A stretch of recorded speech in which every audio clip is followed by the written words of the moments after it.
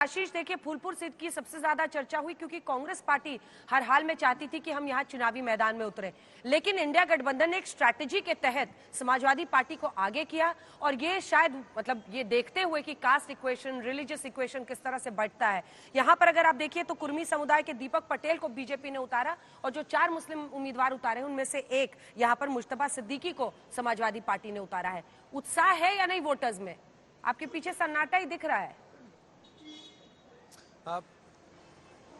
बिल्कुल अंजना, लेकिन उत्साह थोड़ा सा कम लग रहा है क्योंकि यहाँ पर सुबह से वोटर्स काफी कम आए हैं और सबसे बड़ी बात थी जो बुर्का नशीन महिलाएं थी उनको एक तरफ कहा जा रहा था कि जरूर चेक किया जाए और दूसरी तरफ कहा जा रहा था कि वो बिना आइडेंटिटी ना जाएं। ये तो हमें देखने को मिला क्योंकि मुर्तजा सिद्दीकी जो यहाँ के समाजवादी पार्टी के कैंडिडेट हैं और इसके साथ साथ दीपक पटेल जो बीजेपी के कैंडिडेट है। आपको मैं बताऊं ये सीट फूलपुर की जहां पर डिप्टी सीएम केशव प्रसाद मौर्य के साथ साथ माफिया डॉन जो रहा है अतीक अहमद तक इस सीट से लड़ चुका है।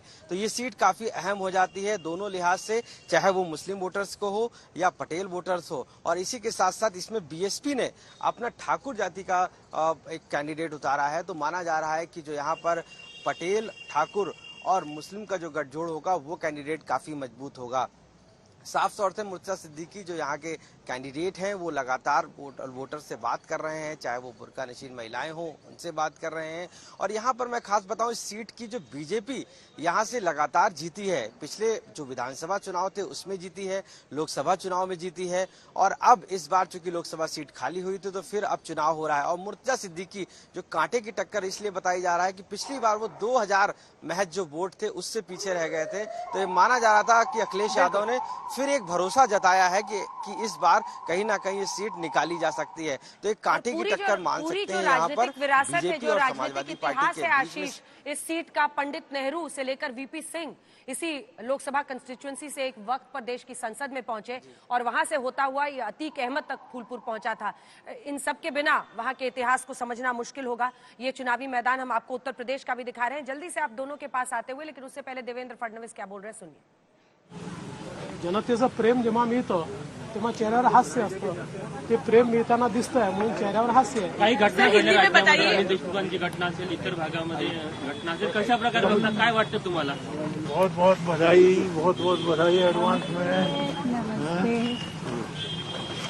ज्या घटना घडल्या त्यावरनं काय अनेक उमेदवारांनी काही प्रयत्न केले, काटोलमध्ये अनिल देशमुखांचं जे प्रकरण आहे दगडफेक आहे त्याच्यावर कालच बोललेलो आहे आणि ते किती फेक आहे हे काल एसपी आणि आयजींनी जी प्रेस कॉन्फरन्स घेतली आणि पूर्ण घटनाक्रम, त्याचे व्हिज्युअल्स आणि त्याचा एक इम्पॅक्ट अनालिसिस हा सगळा सांगितल्यानंतर मी कालच सांगितलं की ही सलीम जावेदची स्टोरी होती।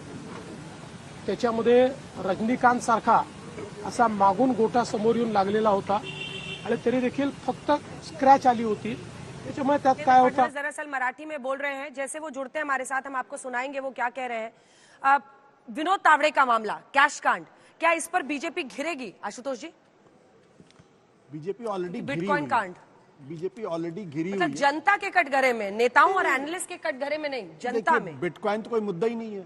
हम मुझसे पूछे बिटकॉइन का, मैं नहीं बता पाऊंगा क्या इशू क्या है। तो असल सवाल क्या है कि जब आप कैमरे के ऊपर एक तस्वीर देखते हैं जहां भारतीय जनता पार्टी के पोटेंशियल प्रेसिडेंट, मैं नहीं कह रहा हूं प्रेसिडेंट, लेकिन उनका नाम भारतीय जनता पार्टी के नए प्रेसिडेंट के तौर पर भी चल रहा था, नए मुख्यमंत्री के तौर पर भी चल रहा था, वैसे में अगर वो आदमी कैमरे में पकड़ा जाता है, तस्वीरें आती हैं, वायरल होता है और ये आरोप लगता है कि वहां डायरी मिली है, 500 एनवेलप मिले हैं, 9 लाख से ज्यादा रकम कैश बरामद हुई है, उनके अपनी गाड़ी में सूटकेस में पैसे बरामद, आरोप लगे हैं। देंगे उससे पहले देवेंद्र फडणवीस बोल रहे हैं, हमारे सहयोगी उसका ट्रांसलेशन भी कर रहे हैं। क्योंकि मतदान ये केवल हमारा अधिकार नहीं है, ये हमारा कर्तव्य भी है और लोकतंत्र में हम सरकार चुनते हैं और जिसको हम चुनते हैं उनसे ही हम अपेक्षा रखते हैं। तो अगर हम सरकार से अपेक्षा रखते हैं तो वोट करना ये बहुत महत्वपूर्ण है, इसलिए बढ़ चढ़कर सब लोग वोट करें, ऐसी मेरी सबको प्रार्थना है।